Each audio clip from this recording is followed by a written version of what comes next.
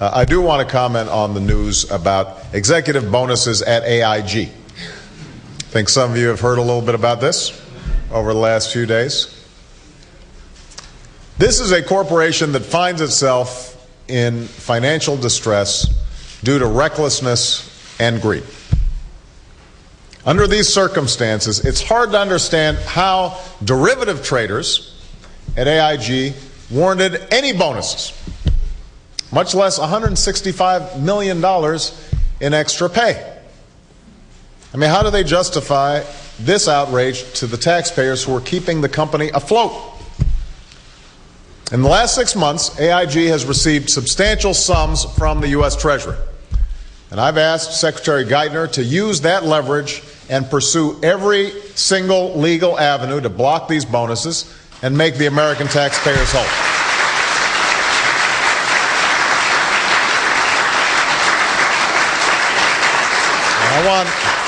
I want everybody to be clear that Secretary Geithner has been on the case. He's working to resolve this matter with the new CEO, Edward Liddy, who, by the way, everybody needs to understand, came on board after the contracts that led to these bonuses were agreed to last year.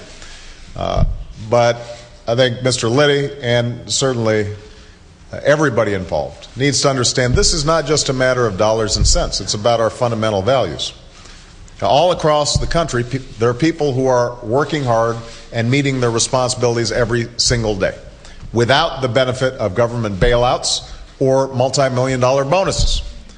You've got a bunch of small business people here who are struggling just to keep their credit line open.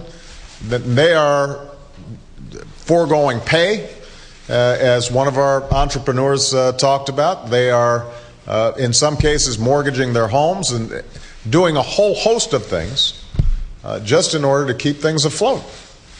All they ask is that everyone, from Main Street to Wall Street to Washington, play by the same rules.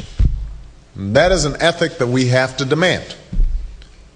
And what this situation also underscores is the need for overall financial regulatory reform, so we don't find ourselves in this position again, and for some form of resolution mechanism in dealing with troubled financial institutions so that we've got greater authority to protect American taxpayers and our financial system in cases such as this.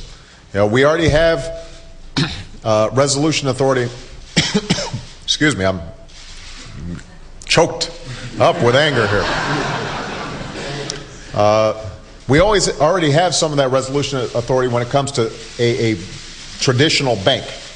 But when you start getting into AIGs and some of these other operations that have a whole bunch of different financial instruments, then we don't have all the regulatory power that we need. And this is something that I expect to work with Congress to deal with in the weeks and months to come.